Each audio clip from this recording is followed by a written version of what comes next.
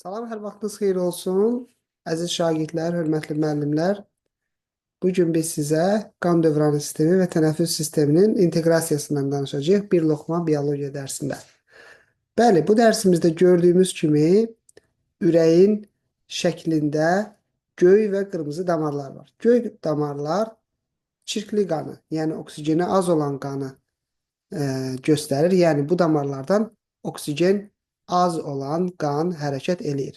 Bu o deməkdir ki, bu damarlardan birisi bədəndən qanı gətirir, bir digəri isə ürəkdən qanı aparır ağciyərə, yəni təmizlənmək üçün.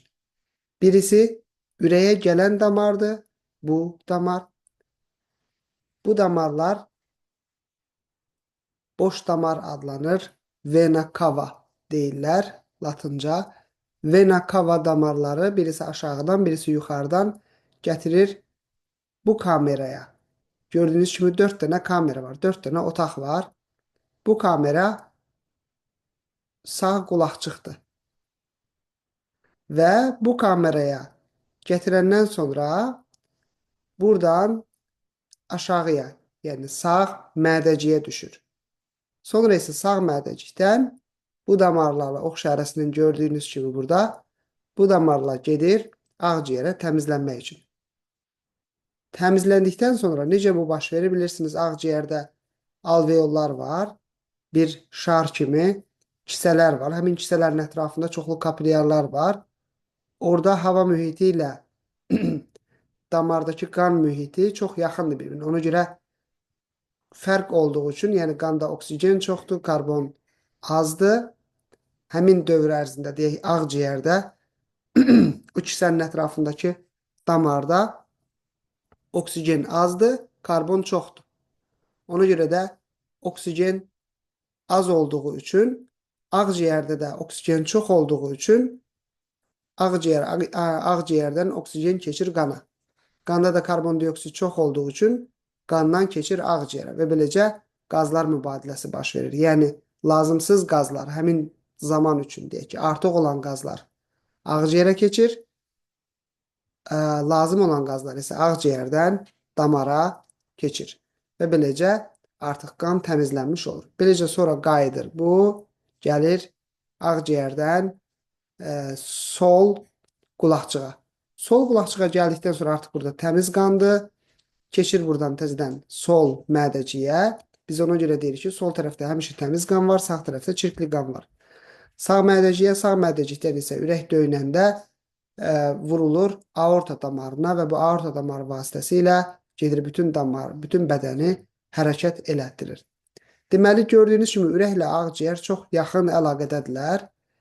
Çünki kiçik qan dövranı sistemi birbaşa ağciyərlə əlaqədardır. Çünki kiçik qan dövranı sistemi ürəyin qanı ağciyərə vurması mənasına gəlir və ağciyərdən də həmin qanın təmizlənib qayıtması mənasına gəlir.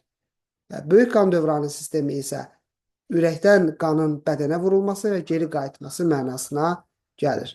Burada gördüyünüz kimi hamısının özünün xüsusi damarları var, xüsusi əhəmiyyətli kameralar burada rol oynayır.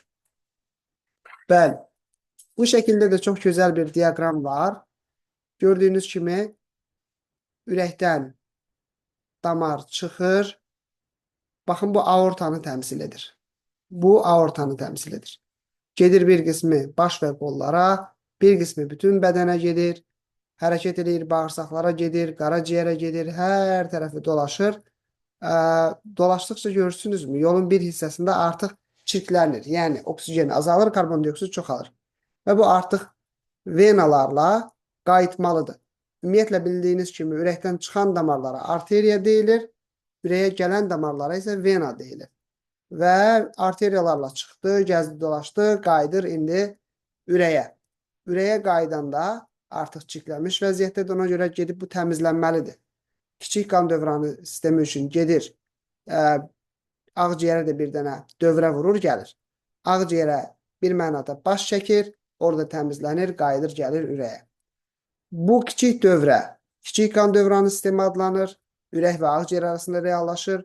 Böyük dövrə isə ürəklə bütün bədən orqanları arasında gerçəkləşir. Bu diaqramı da yaxşı yadınızda saxlasanız, deməli qan dövranı sistemini artıq tam bilmiş olursunuz. Burada baş verən hadisə, yəni qazların mübadiləsi ağciyərdə də difuziyadır, yəni maddələrin çox olduğu yerdən az olduğu yerə keçməsi.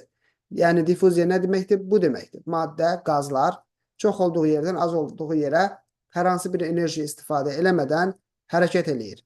Ağciyərdə də bu baş verir. Digər bütün hüceyrələrdə də, bütün toxumalarda da bu baş verir. Yəni çirkli qan gedir ağciyərə, ağciyərdə oksigen çoxdur deyə oksigen ağciyərdən keçir qana, qanda da karbondioksid çox olduğu üçün karbondioksid qandan keçir ağciyərə və beləcə bir mənada bizə lazım olan mübadilə gerçəkləşmiş olur. Eyni ilə toxumalarda isə yenə bizə lazım olan, bütün hüceyrələrimiz üçün lazım olan oksigen qandan alınır, karbondioksid qana verilir və beləcə gördüyünüz kimi qan bir mənada çirklənmiş olur. Bəli, bu hadisə, yəni bütün bu deyək ki, qazlar mübadiləsi həm ağciyərdə baş verir, həm toxumalarda baş verir. Bir loxma biologiya dərsində bu günlük bu qədər. Sağ olun, gələn dərsimizdə görüşmək diləyilə.